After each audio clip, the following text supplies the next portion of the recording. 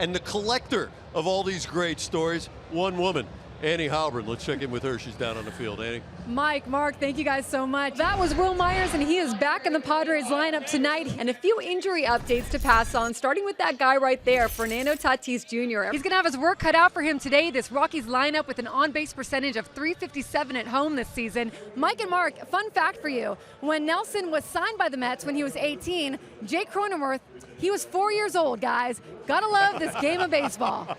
All right? That is a dagger. It makes you feel old really quickly. I love watching you play first base. You've got some sneaky athleticism. Is it fun to kind of show that off every once in a while, make some of those plays, let everyone know you can still do it? Yeah, absolutely. Here with Antonio Gates as you are being inducted into the Breitbart Hall of Fame tonight, really the San Diego Hall of Fame. Welcome back to San Diego. What does this one mean to you? It means a lot to me. So the Padres players kept it kind of coy in the beginning. They like to say that they weren't watching the scoreboard until about the last few weeks of September, when everyone just finally gave up and said, okay, yes, we are keeping an eye on the scoreboard during the games. And you know what? That's okay. It's good to know where we're at in the standings. Statistically, Malachi had a big impact on your team that went 30-2 and was ranked 6th in the nation.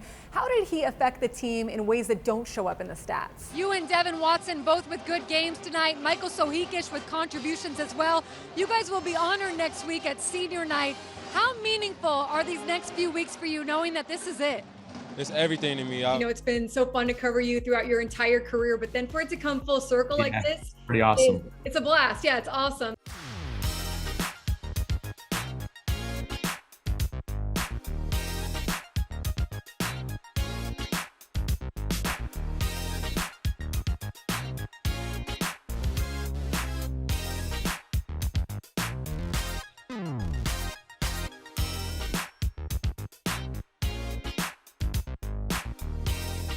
Sean Manaea actually grew up 90 minutes from here in Wadera, Indiana. He used to come to Wrigley Field as a kid for field trips and to catch a few games. He actually saw Greg Maddux pitch here. The man behind this Polaroid camera is Joe Musgrove, and those were some of the photos he's taking all month long. This was an idea inspired by the camping trips he and his girlfriend take. They always bring along a Polaroid camera, and he thought, why don't I bring one to the ballpark and snap photos of some of the big moments and memories from throughout the season.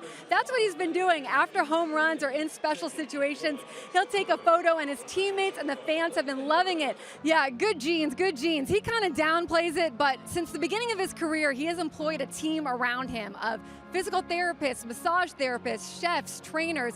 In fact, when he and Manny Machado were with the Orioles in the beginning of Manny's career, it was Nelson who taught Manny the value of that. So Nelson really understands the importance of all that. He's also been a great addition to this clubhouse. Guys in there say he's a very calming presence. He's someone who can relate to everything they're going through.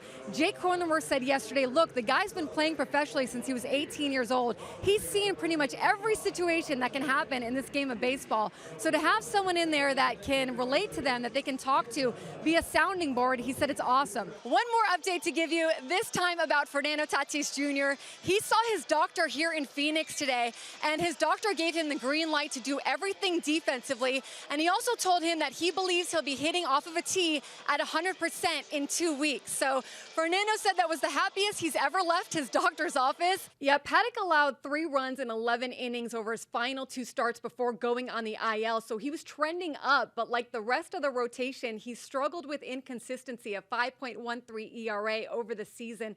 And the last time he faced the Diamondbacks, 5 earned runs in 2 1/3 innings pitched. Now, Joe Musgrove watched his sim game the other day, said he thought it was the best he's seen Paddock look all season.